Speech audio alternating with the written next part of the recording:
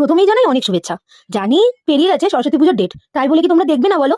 যতই হোক আমার ভিডিও দিতে লেট। সকালে উঠে রেডি হয়ে বেরিয়ে গেলাম সবাইকে নিয়ে। দেখতে থাকো কি কি করলাম।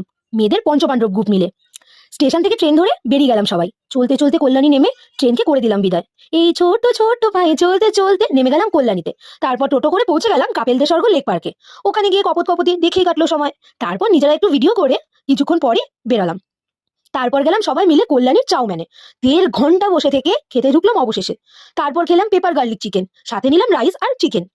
ওরা আবার চাউমিন নিল, যেটা স্পেশাল ফ্রম চাউমিন। তারপর বিল দিয়ে আমি সেই পেয়েছি মজা।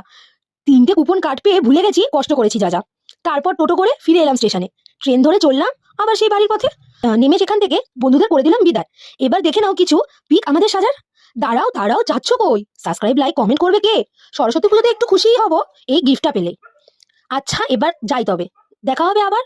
ভিডিওটা তবে শেষ করলাম। মায়ের কাছে মঙ্গল